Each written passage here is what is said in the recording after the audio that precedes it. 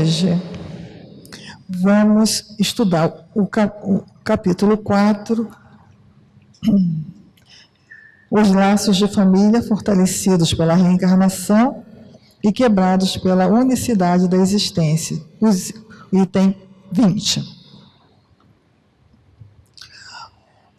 O temor do aumento indefinido da parentela, em consequência da reencarnação, é um temor egoísta, que prova não sentir-se um amor bastante amplo para transportá-lo sobre um grande número de pessoas. Um pai que tem vários filhos ama-os, pois... Um pai que tem vários filhos ama-os, pois, menos que se tivesse apenas um, mas que os egoístas se tranquilizem, pois esse amor não tem fundamento. Do fato de um homem ter tido 10 reencarnações, não se segue que ele encontrará no mundo dos espíritos 10 pais, 10 mães, 10 mulheres, em um número proporcional de filhos e de novos parentes. Ele aí não reencontrará sempre, senão, os mesmos objetos da sua afeição que lhe foram ligados sobre a terra, sob títulos diferentes, ou talvez pelo mesmo título. Então, queridos, após a leitura, nós vamos dar início ao estudo da noite. E para facilitar e auxiliar na reflexão do estudo, nós convidamos o amigo Fabiano Capanema. A todos aqui presentes e aos amigos que nos acompanham pelas redes sociais, desejamos um bom estudo e boas reflexões. Boa noite a todos. Nós vamos fazendo os nossos comentários, retirando trechos do Evangelho segundo o Espiritismo e de outras obras também da doutrina. E vamos fazendo, então, o estudo em grupo sobre este capítulo de número 4, o qual fala que ninguém poderá ver o reino de Deus se não nascer de novo. É uma afirmativa de Jesus para conosco, para que nós possamos ter o entendimento de que nós temos uma trajetória de evolução e somos herdeiros de nós mesmos, de existências anteriores que já vivenciamos, muito acertamos, muito erramos, e nos encontramos na atual existência reencarnados, assumindo novamente um outro corpo, tendo nascidos em um outro lar, para que possamos, reunindo novamente afetos e desafetos do passado, possamos caminhar juntos nessa trajetória de ascensão espiritual, a que cada um de nós individualmente está fadado a percorrer esse caminho de evolução, mas sempre lembrando que, ao caminharmos em conjunto, com a ajuda mútua que nós deveremos prestar uns aos outros, esse caminho, esse fardo, ele se torna mais leve. Então, por isso que Jesus nos concita sempre a trabalhar na seara dele, a semearmos o bem e buscarmos, então, a nossa felicidade através da evolução espiritual. Então vamos lendo pequenos trechos e fazendo comentários. Caso sintam necessidade, podem se sentir à vontade de fazer comentários, né, para enriquecer o estudo. Então o primeiro trecho do capítulo 4, que fala que a reencarnação fortalece os laços de família, ao passo que a unicidade da existência os rompe. Está falando para a gente que existe uma concepção ainda hoje, mesmo nos dias modernos, de que o espírito é criado por Deus no momento da concepção. Então, quando há a relação entre homem e mulher e a fecundação do óvulo pelo espermatozoide, acredita-se então que cria-se a alma, o espírito. E a gente sabe que essa crença na unicidade da existência, que nós somos criados no momento da concepção e teremos apenas uma existência diante da eternidade, ela enfraquece os laços de família. E a concepção contrária de que nós temos muitas existências na trajetória individual de cada um, e teremos ainda N existências durante a nossa vida, que Deus nos deu para vivermos com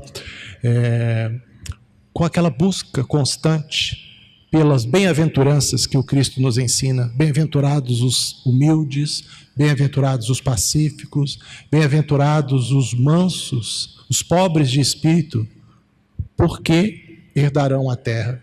Quer dizer, está falando para nós que seremos bem-aventurados aqueles que atingimos esse estágio de evolução, que são os espíritos superiores, os espíritos puros. No contexto individual, cada um faça a sua reflexão. Eu posso falar por mim, que ainda estou numa condição de inferioridade, mas serei bem-aventurado quando atingir um estágio de superioridade, porque aí sim saberei entender o que Deus quer de mim, saberei entender o que é preciso para se tornar feliz. A gente tem relatos de espíritos superiores que eles não param de trabalhar. Enquanto nós vivemos a nossa vida buscando a aposentadoria, buscando parar de trabalhar, de ficar restrito e submetido a horários, a gente observa pelas obras e a literatura espírita de que os espíritos superiores, os espíritos mais felizes são aqueles que mais trabalham em prol dos outros. Então, chegará um dia para nós, no despertar da consciência de que cada um de nós está vivenciando esse despertar paulatino, de que nós reconheceremos que é somente na seara do Cristo, no trabalho contínuo, é que seremos mais felizes, sentiremos o bem de fazer o bem ao trem. Então, quando fala aqui no trecho do Evangelho, os laços de família não sofrem destruição alguma com a reencarnação, nem com a desencarnação. Então, a lei de progresso preconizada pelo insigne codificador da doutrina, Allan Kardec, nos fala que nós deveremos nascer, viver, morrer, reencarnar, renascer e progredir sempre. Essa é a lei de progresso. Então, nós já passamos muitas vezes pela desencarnação e pela reencarnação. E os laços de família não se afrouxam por causa desse processo natural de evolução do ser. Pelo contrário, quando os laços eles são construídos à base da afeição, do carinho, do respeito, do diálogo, da doação, da benemerência, da abnegação, que é negar a si mesmo em prol do outro, toda vez que nós convivemos em família, não restringindo a família ao contexto da consanguinidade. Jesus nos ensina que nós deveremos ampliar essa concepção, essa compreensão de que somos todos irmãos e filhos do mesmo Pai. Somos irmãos do Cristo, que é o nosso irmão maior, que está acompanhando a nossa jornada de evolução neste planeta, neste mundo. Então, a partir do momento que ele vai nos legando os seus exemplos e o seu ensinamento, ele vai fazendo com que a gente cresça na concepção da nossa realidade espiritual. E, à medida que vamos crescendo, vamos despertando para esse entendimento de que realmente os laços de família não podem ser restritos apenas à questão da consanguinidade.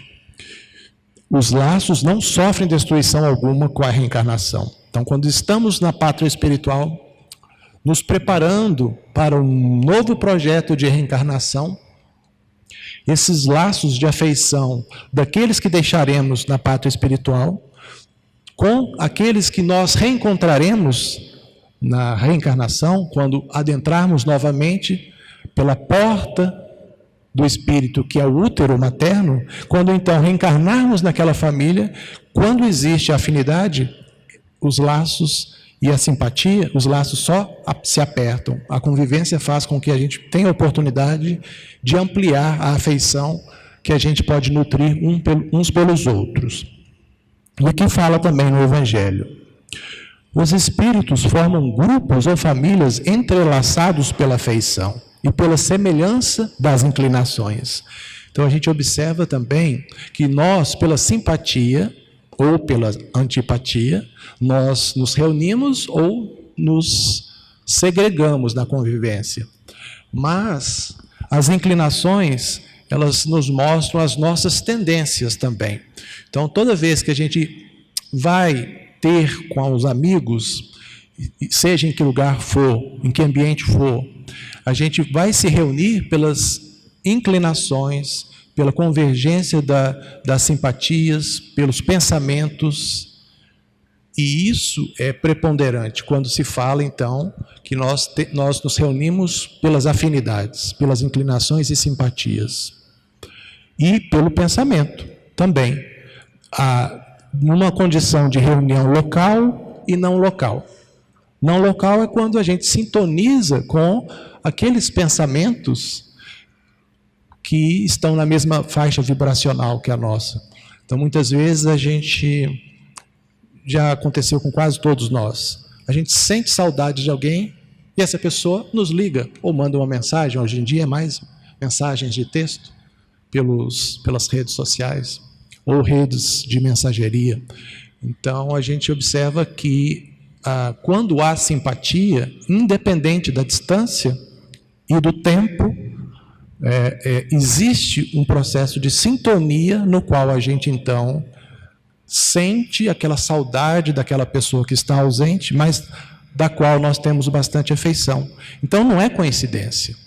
A gente vive mergulhado no mar de pensamentos e esses pensamentos carregam sentimentos. Então, toda vez que alguém nos chamar e a gente falar assim, coincidência, eu estava pensando em você, não foi coincidência. Foi essa questão de nós estarmos num mar de pensamentos, convivendo e simpatizando com aquelas pessoas que têm as mesmas inclinações que a gente. Retirando um trecho do livro Pão Nosso, de Emmanuel, ele fala o seguinte: nossa família em uma casa convive, aquela em que a vontade do Pai nos situou, a título precário. Então, Emmanuel está falando no livro Pão Nosso o seguinte: a vontade do Pai nos reúne, porque nós estamos aqui, graças aos desígnios de Deus, estamos vivenciando essas leis universais, essas leis que tanto neste mundo quanto em outros, ela é regida pela harmonia, pela lei de amor, pela lei moral, que é a lei mais potente que existe no universo, é a lei moral. Então, a gente está, pela vontade e pelos desígnios de Deus, situados novamente no lar a título precário. O que quer dizer isso? Nós estamos aqui, daqui a algumas décadas já não estaremos mais, daqui a algumas horas, quem sabe, nos desígnios de Deus, nas contas de Deus, quando será o nosso retorno para a pátria espiritual? Ninguém de nós pode afirmar. E essa questão de não se saber quando é fundamental, porque desorientaria muitas pessoas se soubesse o momento do retorno para a pátria espiritual. E enquanto estamos caminhando juntos, o próprio Cristo nos ensina que a gente deve ir reconciliar-se com os inimigos, que a gente deve ir buscar refazer os laços de afinidade, muitas vezes quebrados por questões de orgulho, de egoísmo, de vaidade, por questões de falta de tolerância com o outro. Então, esse título precário fala para nós que nós estamos aqui, mas daqui a pouco não estaremos mais. E onde estivermos, o que nós vamos levar conosco? Nos nossos sentimentos e nas nossas... no nosso pensamento, no raciocínio, na inteligência. Porque quando a gente volta para a pátria espiritual, a gente deixa para trás tudo que nós buscamos e construímos em termos materiais. Mas a gente leva conosco o que fizemos para nos enriquecer a título de sentimentos e de inteligência. Então, o que faremos, como estaremos, depende de como estivermos vivendo no presente. O passado só se acessa pelas memórias. Ninguém pode voltar atrás e fazer um novo começo. Mas todos nós podemos recomeçar agora e fazer um novo fim. Essa frase é de Chico Xavier. E ele estava querendo dizer para a gente o seguinte: se nós de alguma forma, provocamos alguma desunião na família ou algum desafeto, que a gente possa despertar que este é a condição primordial para sermos felizes. Voltarmos algum dia para a parte espiritual sem levarmos nenhum tipo de culpa, remorso conosco. Então é importante a gente ter esse despertar da consciência, que os principais tesouros que o Cristo se refere não são aqueles que a traça, a ferrugem corrói, o ladrão rouba as coisas materiais. Não. O principal, o que é mais importante para nós são realmente os sentimentos. E que a gente deve manter esses laços e fazer, mesmo que estejamos com a convicção de que não erramos, que foi o outro que errou para conosco, que a gente possa também se lembrar do ensinamento do Cristo, que nos fala que nós devemos perdoar 70 vezes 7 vezes. Qualquer ofensa recebida. Quer dizer, infinitas vezes. E ao perdoarmos, o nosso coração, não tendo mágoa, ressentimentos, nós nos sentiremos mais leves. Né? Então, o esforço de doar de si para o outro, perdoando o outro, é que Jesus nos aconselha. Porque nós teremos muitas existências diante da eternidade. Somos imortais, tivemos um momento de criação e teremos existências infinitas pela eternidade, mas não poderemos protelar a reconciliação. E no Livro dos Espíritos, na pergunta de número 775, pergunta Kardec aos Espíritos: qual seria para a sociedade o resultado do relaxamento dos laços de família? E os Espíritos superiores nos respondem: uma recrudescência do egoísmo. Está vendo, então? As chagas da humanidade, egoísmo e orgulho. Se nós não focarmos nas nossas famílias para buscar a harmonia no lar, para buscar a harmonia dos nossos filhos no ambiente escolar, para buscar a nossa harmonia na sociedade, no ambiente do trabalho, se nós não buscarmos sempre, né, fortalecer os laços com a concepção da reencarnação, que ela fortalece esses laços, se a gente não buscar isso, a gente vai ter uma deterioração social, uma recrudescência. Então, é que os Espíritos nos falam. A gente tem que buscar amar mais, punir menos. Amar os nossos filhos, amar os mestres, que são os professores dos nossos filhos, e ensiná-los a respeitar os seus professores. E somente através do amor é que a gente consegue vislumbrar um futuro melhor para a humanidade. Não há outro caminho. Continuando então no Evangelho segundo o Espiritismo, um outro trecho dele aqui, que a gente separou para a gente comentar.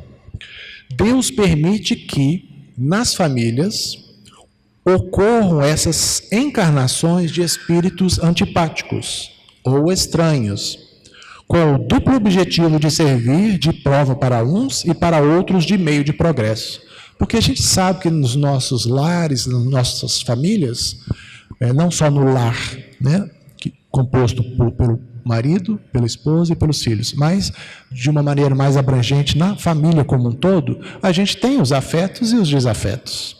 E aqui está falando que Deus permite que os desafetos, às vezes aparentemente espíritos estranhos, nossa, mas não tem afinidade nenhuma, permite que estejam conosco, para que eles possam aprender conosco e a gente aprender com eles. É sempre de mão dupla. Qualquer experiência em termos de relacionamento humano, muitas vezes conflituoso, qualquer experiência pode ser muito importante e válida a título de aprendizagem. Então, que a gente possa acolher esse parente, mesmo que seja um parente difícil, antipático, que a gente possa relevar e dar o exemplo de paciência consigo mesmo e tolerância para com o outro. A partir do momento que nós nos encontramos, então, com esses desafetos nas famílias, a gente tem que, como bons cristãos, espíritas cristãos, a gente tem que dar o exemplo. E do outro livro de Emmanuel, Palavras de Vida Eterna, nós retiramos o seguinte trecho para o nosso estudo. Ajudemos, sim, ajudemos aos outros, quanto nos seja possível, Entretanto, sejamos igualmente bons para com aqueles que respiram em nosso hálito. Devedores de muitos séculos, temos em casa, no trabalho, no caminho, no ideal ou na parentela, as nossas principais testemunhas de quitação. O que Emmanuel está querendo dizer para nós aqui? Que a gente tem que se ajudar assim e reconhecer que muitas vezes estes que nós consideramos de alguma forma como desafetos são aquelas testemunhas que nós precisamos para nos quitarmos diante dos erros do passado, muitas vezes erros clamorosos que nós cometemos. Então, que a gente possa saber, ter a convicção de que nada acontece por acaso. Dentro da lei de causa e efeito, dentro dos desígnios de Deus, todos nós, seja dentro do lar, seja fora dele, no ambiente de trabalho, mas todos nós nos reunimos novamente para quitação dos débitos. É o termo que ele usou aqui. Testemunhas de quitação. E a gente não tem que pagar, a gente tem que reconstruir essa jornada, reconstruir os nossos relacionamentos, agora de uma maneira com muito mais afinidade, com muito mais tolerância, para que a gente possa, então, fazer o nosso caminho de ascensão espiritual. Emmanuel, no livro Pão Nosso. A luta em família é problema fundamental da redenção do homem na Terra. A partir do momento que a gente buscar, na célula máter da sociedade, essa compreensão, essa dedicação, essa aplicabilidade dos ensinamentos do Cristo e de todo esse compêndio que compõe a doutrina espírita, se a gente colocar em prática o que a gente está estudando, principalmente no lar, esse movimento tem um efeito exponencial multiplicador. Então, as famílias, percebendo, né, que elas estão cada vez mais harmoniosas, cada vez mais buscando as coisas de Deus, em detrimento das coisas materiais, das coisas da terra, a gente vai, então, criando um círculo virtuoso na sociedade, no pequeno ciclo que a gente vive, né, dali, social, e isso vai na proporção de 25%, aumentando para 50%, para 75% da humanidade, até a gente adentrar uma fase da humanidade terrestre que a gente vai estar vivendo um mundo de regeneração onde o bem vai predominar sobre o mal. É o que Emmanuel quis dizer nesse trecho aqui do Evangelho. Continuando com ele no livro Pão Nosso. É imprescindível examinar a transitoriedade das ligações corpóreas, ponderando que não existem uniões casuais no lar terreno. Preponderam aí, por enquanto, as provas salvadoras e regenerativas. Ninguém despreze, portanto, esse campo sagrado de serviço, por mais se sinta acabrunhado na incompreensão. Constituiria falta grave esquecer-lhes as infinitas possibilidades de trabalho iluminativo. Então está falando aqui, ninguém despreze os relacionamentos que advêm pelos laços de família, que é justamente no lar ou na parte espiritual, né, estes amigos que vão nos apoiar nos momentos mais difíceis.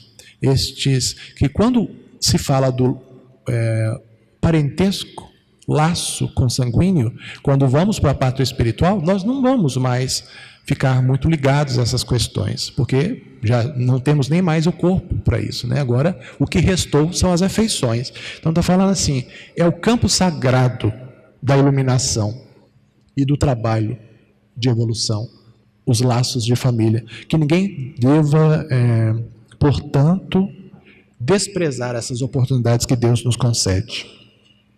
Continuando no Evangelho segundo o Espiritismo. Sendo estas criadas ao mesmo tempo que os corpos, nenhum laço anterior há entre elas, que nesse caso serão completamente estranhas umas às outras. Está falando assim, quando a visão materialista cria-se a alma no momento da concepção. Os espíritos não são criados na concepção, é o que a gente já falou agora há pouco. E os espíritos não procedem dos espíritos. Os espíritos são criados Deus cria o princípio inteligente. O princípio inteligente vai estagiando nos reinos ditos inferiores e o espírito, esse princípio inteligente, se torna espírito. Então nós temos aí uma trajetória multimilenar que nós fomos nos esforçando para chegarmos até o momento que nós nos encontramos hoje. É uma caminhada individual e nós conseguimos chegar ao ponto de despertar para as coisas de Deus com uma busca muito mais intensa. Outrora estávamos buscando outras coisas. Provavelmente, pela via do sofrimento, chegamos à conclusão que aquela trajetória já não era mais interessante para nós. E estamos, a todo momento, redirecionando o nosso caminho. O que nós buscamos hoje? Buscamos ser mais felizes? Buscamos ser mais compreensivos? E a doutrina espírita, juntamente com Kardec e os espíritos superiores, fazem uma revivescência dos ensinamentos do Cristo para mostrar para nós exatamente isso, que só é possível sermos melhores quando nós nos esforçarmos para tanto. Não há nada que caia do céu. Não existe maná que caia do céu. Existe o esforço pessoal. Por isso que Jesus fala, abri a porta, batei a porta e ela abrir-se-vos-á. Quer dizer, o ato de bater, o ato de se esforçar. Aí a gente constrói as condições necessárias para o crescimento. E para adquirirmos mérito também, para sermos ajudados pelos amigos espirituais, para sermos ajudados pela equipe, pelos prepostos do Cristo. Então, para isso a gente tem que ter um esforço. Todo esforço no caminho do bem é meritoso. E é isso que a gente tem que ter, o despertar da consciência para fazer essa busca com muito mais intensidade que a gente já fez no passado. Continuando então, no Evangelho. Um dos dogmas fundamentais que decorrem da não reencarnação, a sorte das almas se acha irrevogavelmente determinada após uma só existência. É a ruptura absoluta dos laços de família. Continuo falando aqui do materialismo, que não há, como a gente já conversou, eu não vou ficar muito repetitivo, mas não há sentido na concepção materialista e da concepção de uma única existência. Muito se explica pela chave da reencarnação ao analisarmos como somos hoje, não nos preocupando com quem fomos, porque é fácil analisar quem fomos. Basta analisarmos a nós mesmos sem orgulho e sem egoísmo, de uma maneira mais humilde, a gente percebe as nossas boas e más tendências. Então, o que está falando para a gente é que não há sentido nessa concepção de termos apenas uma existência. E a lei de reencarnação, ela está sendo já corroborada de uma maneira mais intensa, inclusive pela ciência, que hoje, em várias universidades mundo afora, já existem a cadeira ciência e espiritualidade. Cada vez mais no mundo se estuda a questão da sobrevivência, quer dizer, então, que não é só a concepção e a unicidade da existência, mas a sobrevivência do espírito que continua e depois reencarna nesse ciclo de evolução. Palavras de vida eterna, de Emmanuel. Indiscutivelmente, não pode sanar as dificuldades totais da família em que nasceste. Todavia, ninguém está interditado no sentido de ajudar a um parente menos feliz ou cooperar na tranquilidade que se deve manter em casa. Não te afastes da cultura do bem, sob o pretexto de nada conseguires realizar contra o domínio das atribulações que lavram o planeta. O Senhor nunca nos solicitou o impossível, e nem nunca exigiu da criatura falível espetáculos de grandeza compulsória. Olha, que bonito, Nunca te afastes da cultura do bem. Nunca. Porque desviar do caminho é saber que a gente vai cair em sofrimento. E o sofrimento, muitas vezes, vai nos fazer, com agora humildade, pedir a Deus uma nova oportunidade. Então, que a gente possa ter esse esforço diário, essa luta diária, lutando contra nós mesmos, contra as nossas imperfeições. todas as manhãs, quando acordarmos, agradecer pela bênção da vida e pedir a Deus inspiração para que a gente possa tomar boas decisões. E todas as noites, ao deitarmos, que a gente possa agradecer pelo dia que tivemos, como bênção também de realização. E é isso que fala. O Senhor nunca nos solicitou nada que seja impossível. Tudo na medida certa, diante da possibilidade que nós temos de realização. Deus não nos dá fardos pesados para ombros fracos. Conhece a nossa intimidade, sabe das nossas potencialidades, sabe do esforço que nós já fizemos e das fraquezas que nós temos, que são oportunidades de crescimento, desde que a gente desperte para fazer esse bom combate a que Paulo se refere. Então, a gente tem apenas mais 5 minutinhos, então nós vamos ler mais um trechinho do Evangelho. Com a pluralidade das existências, inseparável da progressão gradativa. Há a certeza na continuidade das relações entre aqueles que se amam, e isso é que constitui a verdadeira família. Então, a pluralidade das existências, que é uma das bases da doutrina espírita, quais sejam? Deus, Espírito, pluralidade das existências, pluralidade dos mundos habitados, são concepções basilares da doutrina. E aqui está falando que essas várias existências que já tivemos e teremos pela frente, elas estão diretamente ligadas ao progresso do ser, do indivíduo, e que se fortalece a partir do momento que a gente tem esse amor uns pelos outros, fortalecem-se os laços dessa família universal.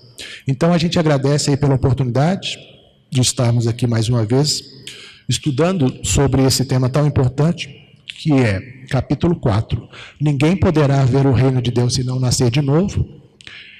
Item 20, que fala sobre a reencarnação, que fortalece os laços de família, ao passo que a compreensão e a concepção de que uma única existência enfraquece os laços de família. Então nós agradecemos a todos por estarmos mais uma vez reunidos em nome de Deus.